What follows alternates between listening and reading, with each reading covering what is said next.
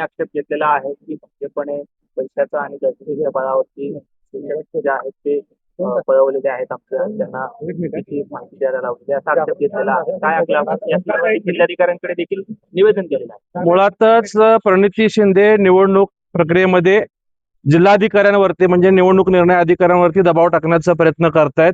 आता आपल्या माध्यमातून आम्हाला त्यांची बैठ समजली की ते म्हणतायत की आम्ही कलेक्टरांना भेटलो आणि याबाबतचं बोलणं झालं.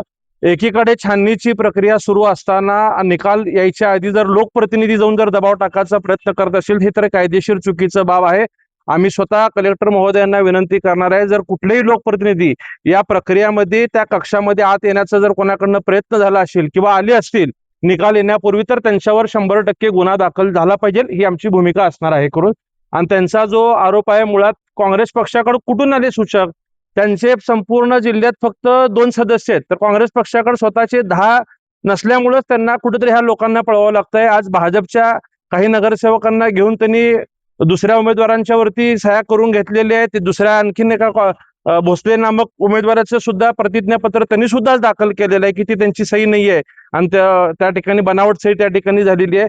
तर कुठेतरी निवडणुकीत पराभव होणार आहे हे खात्री असल्यामुळं प्रणिती शिंदेच हे सगळं ठरवून या ठिकाणी करतायत आणि एक चित्र वेगळं आपल्या समोर मांडण्याचा त्यांचा खटाटोप या ठिकाणी सुरू आहे. बनावट सहीचा आरोप केलेला आहे भाजपने, या संदर्भात काही गुन्हा दाखल होणार आहे का? 100% आमच्या भाजपचे जे काही नगरसेवकांचे सह्या या ठिकाणी संपूर्ण जिल्ह्यातले झालेले आहेत. आम्ही सगळे या ठिकाणी गुन्हे दाखल करणार आहोत. आणि एकीकडे आता आम्हाला असं समजतं की प्रणिती शिंदे स्वतः जर म्हणत असतील की ते सह्या आम्ही घेतलेले आणि आमच्या समक्ष घेतलेले असतील तर त्या चौकशी करून जर त्यांचा त्या ठिकाणी हस्तक्षेप आढळून असेल तर त्यांच्यावरही गुन्हा दाखल झाला पाहिजे करून ही आमची भूमिका ठाम असणार आहे करून.